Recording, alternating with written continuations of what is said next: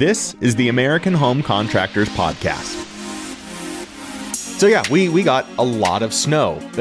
Relative to Maryland in the last 5 years, we just got a lot of snow, and it's all gone now. But 0 to 9 is a ton. And especially after, what was it, 3 or 4 years of a snow drought? Something like that in Baltimore City. It was a few years, yeah. Yeah. Just some dustings and not much at all. But people have short-term memory, so, it hasn't snowed for a while, and, it'll never snow again. And all of a sudden it snowed. So all of a sudden, we got to do something about it. We do have a lot of solar products that we are offering now. We have 2 integrated solar roofing products along with solar panels. We're also doing asphalt roofing, so it's fair to say we kind of know what's going on in relation to snow and the roof. I know, good. We're also doing metal, standing seam metal, and other types of roofing as well. Slate, wood shake, that kind of stuff. So depending on the roof surface will determine your considerations for snow retention. Snow guard, snow fence, that kind of stuff. Asphalt tends to be sticky. Snow tends to stick to it. Ice tends to stick to it. Now it can fall off depending on how much you get, but typically you don't see snow guards or snow fence on an asphalt shingle roof. For standing seam metal, glass tiles, slate tiles, even wood shakes, snow can come off pretty quick. Any type of tile or any type of material that tends to be a little bit more slippery than an asphalt shingle. An asphalt shingle is kind of like sandpaper, so stuff tends to stick to it and it creates a lot of friction, so it doesn't tend to slide off as easily. Not saying that a layer of ice can form, if you have freezing rain and it creates, a layer of ice on the asphalt shingle and then it snows on top, it can be very slippery, obviously. But generally speaking, no, you won't find snow guard, snow fence on an asphalt shingle roof unless it's over top of a walkway on a commercial building, maybe, very steep roof, right? Precautionary measures are taken just to avoid liability. And then also for aesthetics. Sometimes you'll see snow guards, beautiful snow guards on asphalt shingle roofs just to highlight, the aesthetic appeal of it. The ice damming that can occur on an asphalt shingle roof. It's a serious issue. Again, a lot of people have short-term memory when it comes to snow and the inclement weather. So a lot of people weren't aware of the dangers of, a quick snow and then a quick melting, refreezing cycle and the ramifications that can have on your roof. You were actually, you filmed an awesome video for us of going to a neighbor's house to clear an ice dam. So let's just really quickly, before we get into solar, let's talk about the dangers, the precautions, what you should be looking out for and what you should know during a snowstorm, during wintertime with an asphalt roof. So ice dams. So, we can relate this back to 2010 when in Maryland we had severe ice damming from another situation where we had multiple snowstorms at once, and there were a few feet of snow accumulating on the roofs at that time.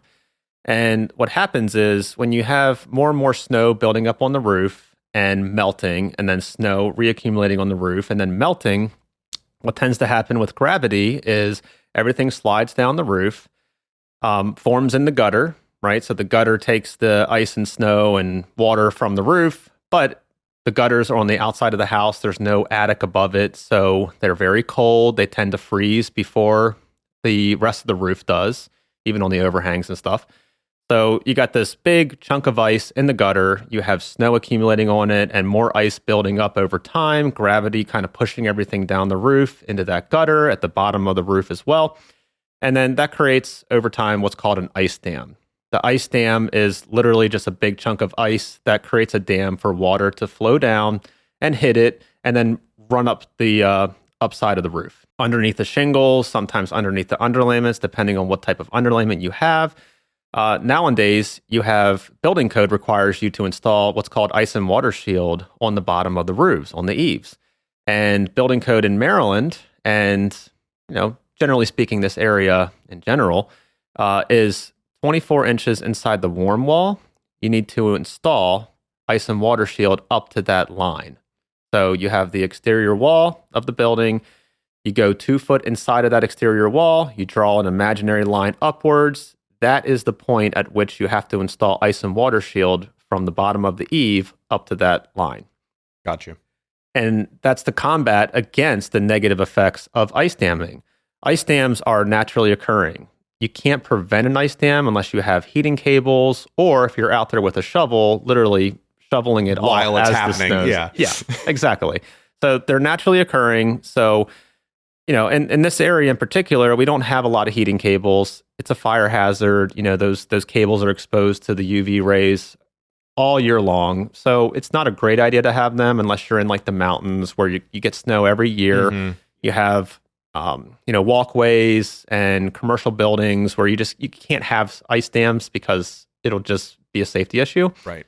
In our market, it doesn't snow as much, right? It hasn't snowed the last few years, but if and when it does, the ice dams tend to form depending on how much snow and ice you have and what those events look like. If it's multiple snowstorms or just one large snowstorm and then warm weather, and then, the warm weather causes everything to melt and then ice forms at the bottom of it. If it's really cold and nothing's melting, you don't tend to have ice dams.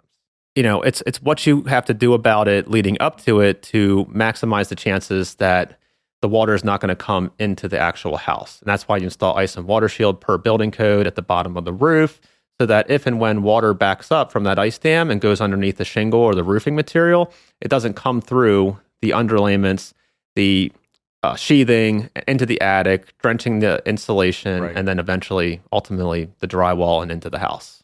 So you had some instances on your Tesla solar roof where, can you classify it as an ice dam, where the gutter did freeze solid? And I know we had one of our techs up there, Chuck, trying to clear some ice.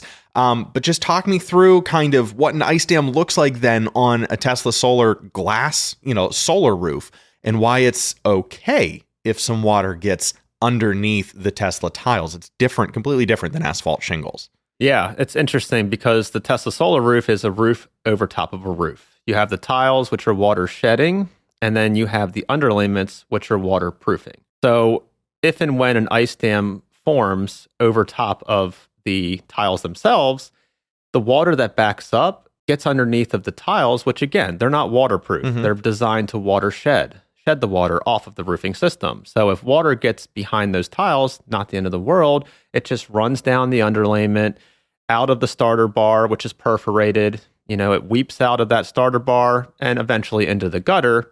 Now, you can have issues at the very bottom of the roof where the gutter is, right? Right.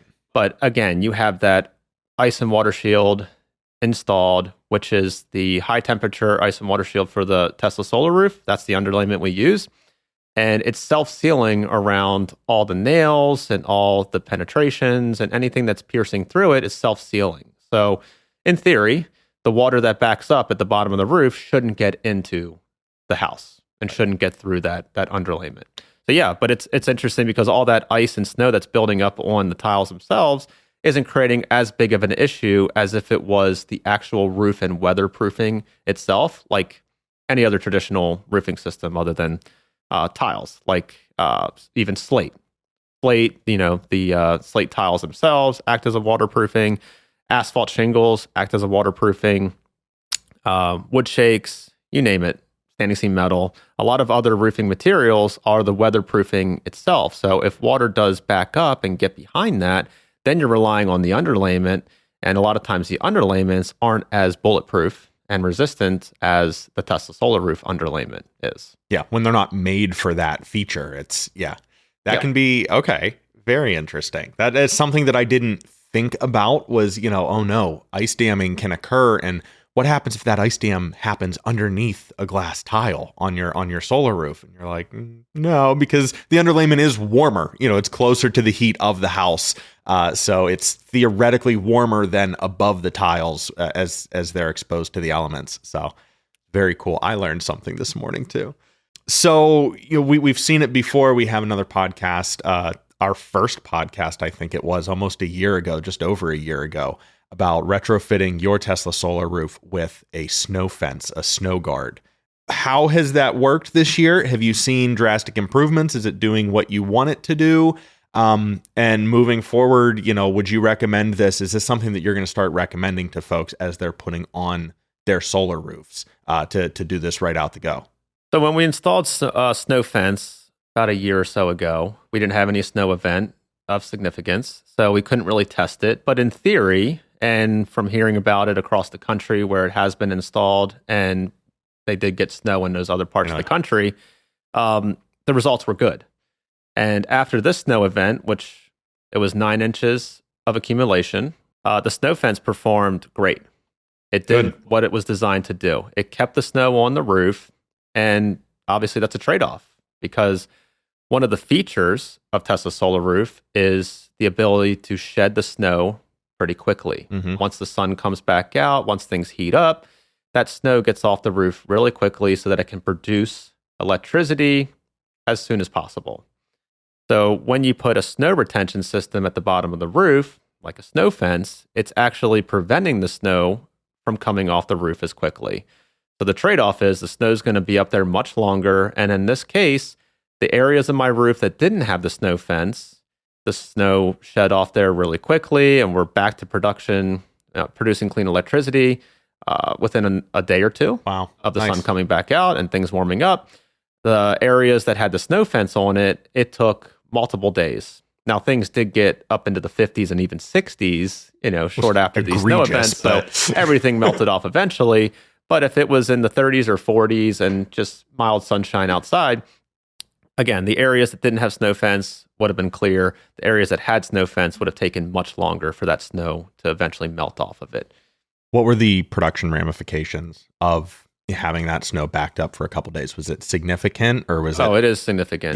Yeah. Because when there's snow on the roof, it's not producing anything. Yeah. How much, like, were those sections producing anything, or was it holding on all of the solar? It was holding up the snow on those entire sections. Wow. Now, eventually towards the ridge, the peak of the roof, things were melting, and those tiles, depending on how many were exposed, determined if they were able to power up the MCIs and have enough power production to turn on the inverters.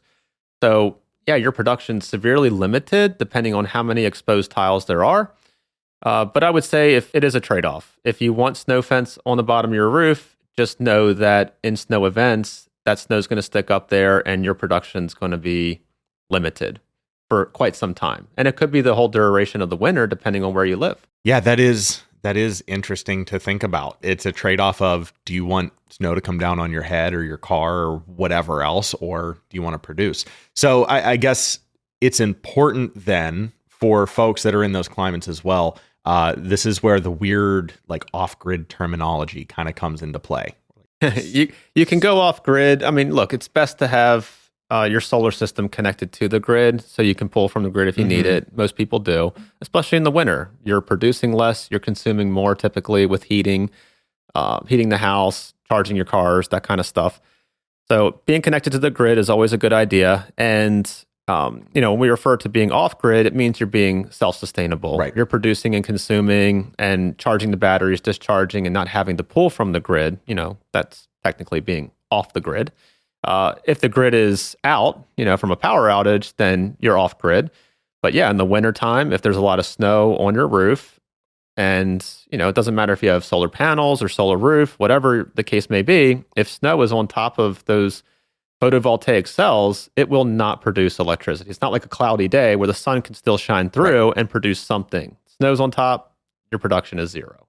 Tesla Solar Roof snow shedding, feature or bug? It is a feature of the Tesla Solar Roof, but in some situations, it could be looked at as a bug if you don't want the snow to come off very quickly over a walkway, over a roof below it that has skylights or something like that, over top of a garage where a car may be parked, stuff like that. You just got to be aware when you're designing the system to look around the house, look at key areas where, if and when it does snow, is it okay for snow to come off quickly in that area? If it's just over, a grass hill or a grass part of the yard, maybe not that much big of a deal. If it's over top of a air conditioning compressor or some equipment outside, or like I said, a deck or a walkway or a railing, then you may want to say, all right, well, look, snow could come off pretty quickly. It could damage this depending on how much snow does come off quickly.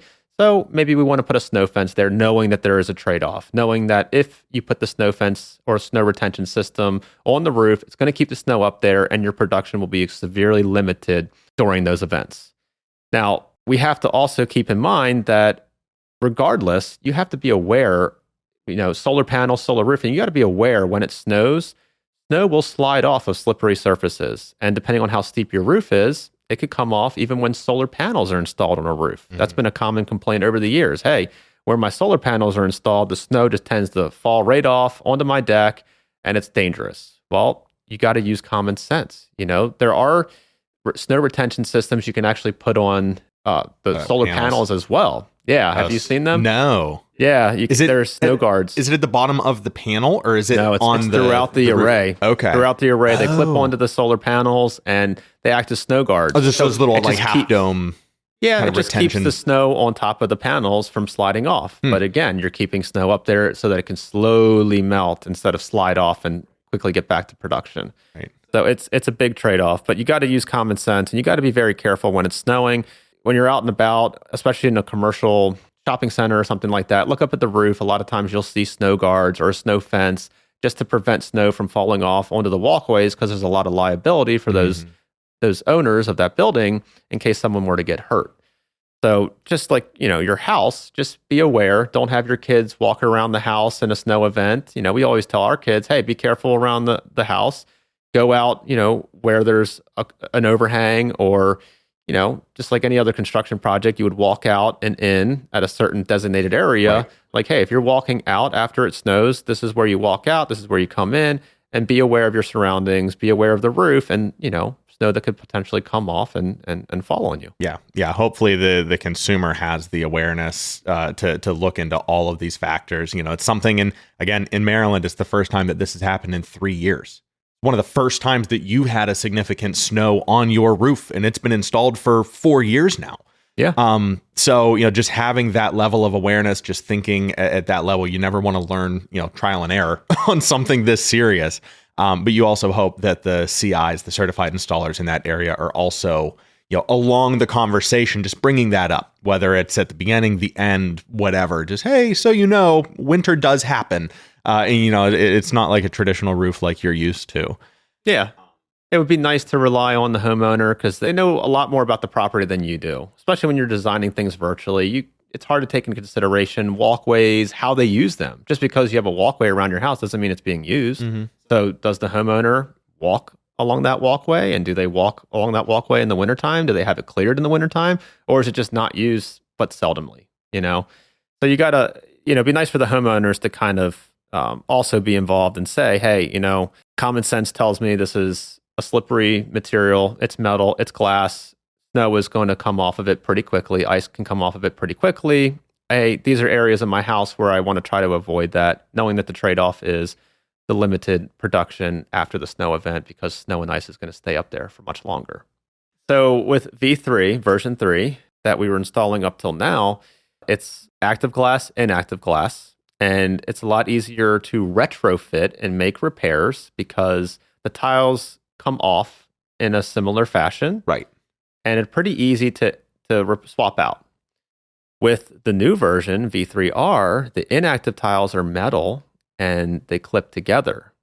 Basically what that means is if a tile gets damaged, you can't really swap it out easily. You have to skin over it with a metal tile. So the damaged tile gets a skin over top of it, whereas before, the damaged tile will get completely popped out, swapped out, and replaced. This is just literally a repair. So what that means is it's a lot more difficult to add and retrofit more solar tiles to an inactive section of roof. And it's going to be much more difficult to retrofit snow fence in those particular regions where people want to install snow fence on this product. So it's going to be ever so important to make sure this is brought up in the beginning of the project design and the homeowner's aware of, hey, you're installing a roof that there are some limitations to how this product is designed and goes together, so we can't easily retrofit additional active tiles and or snow fence and even other brackets for installing like Starlink satellite dishes and that kind of stuff. Right. So wow.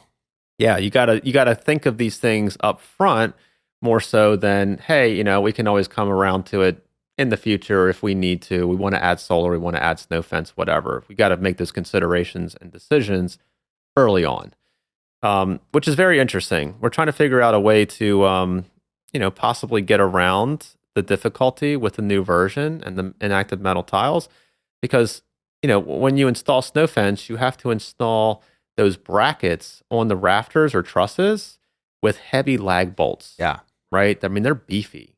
And you could like park a car up there after it's installed. It's crazy. Yeah, the guys were standing when they were installing yours. The guys were standing on it. I'm like, Dave, are they allowed to? Oh, You're my like, God. dude, they can do a jig on those things if they wanted to. An elephant could stand on that thing. Yeah, they're it's not going crazy. anywhere. So, you would have to pull off all those tiles. You'd have to put the brackets down. You'd have to scab in the tiles. You'd have to, it would just be a logistical nightmare. Mm-hmm. Possible, right? But not easy. Yeah. So a lot of Very, things are very possible. impractical. Impractical. More There impractical it is. than Yeah. the original. Yeah. Yeah. That is interesting. That's why you want to make sure everything's waterproof before installing this, because getting into the underlayment is going to be challenging. Making sure you have the considerations for snow fence, any brackets for Starlink, dishes, any roof fence, any skylights, anything really. You want to just make sure the roof is set up so that once this product's installed, you don't have to necessarily go back to do it, to mess with it. When we first started installing version 3, the engineers at Tesla told us that we shouldn't be placing active tiles at the bottom row because it touches the metal starter bar. Mm-hmm. So they didn't want metal touching the active tiles, even on the bottom of it, just in fear that it could cause an arc fault or short out the system. So we were designing systems where the entire bottom row was inactive. And then we could install active tiles from the second row up towards the peak. Right. And of course, you got to keep the fire setbacks on the left edge, right edge, and ridge as well, right? But there's not really fire setbacks on the bottom of the roof. Same with panels. That's why you see solar panels installed pretty low on the roof, the gutter line down to the gutter, right? There's only maybe a couple rows of shingles there. Yeah, right. So with those old systems that we didn't install active tiles around the bottom, like my house, we were able to take those since Tesla determined that, these active tiles can touch metal if it's on the bottom of these tiles. No problemo. Over time, testing, we don't see any issues. We're going to now allow those active tiles to touch the metal starter bar underneath of the tile itself. Well, So we're able to take that inactive bottom row and we're able to move that up to the second row, take those active tiles in the second row, move it down a row, and then we were able to install the snow fence. So there was no difference in the production capabilities with my particular house because of the way it was designed. Now, if somebody has active tiles on row 1, 2, 3, 4, all the way up to the peak, unless they have more space, they're going to lose production capabilities if they install snow fence after the fact as a retrofit.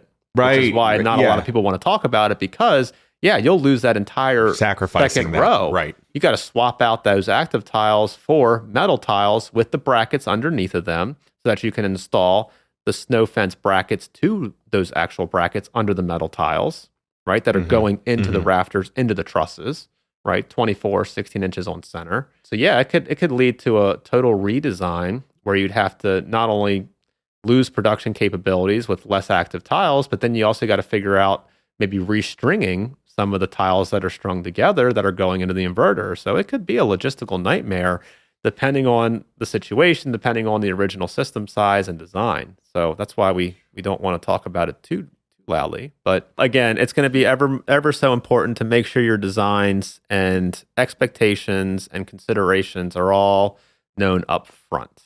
It's going to be, hey, are we considering snow fence for this particular roof?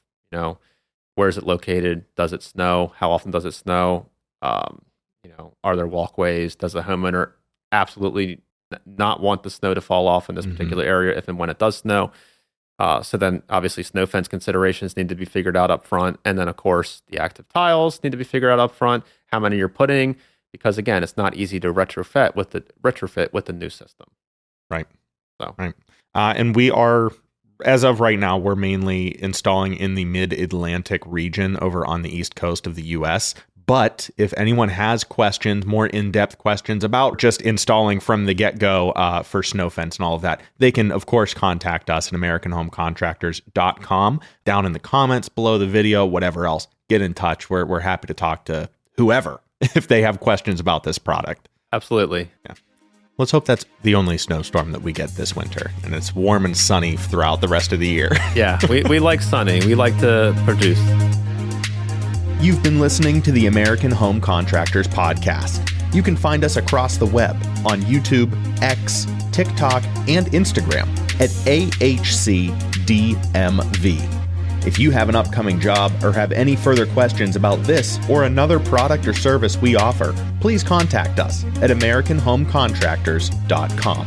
Thanks. We'll see you in the next one.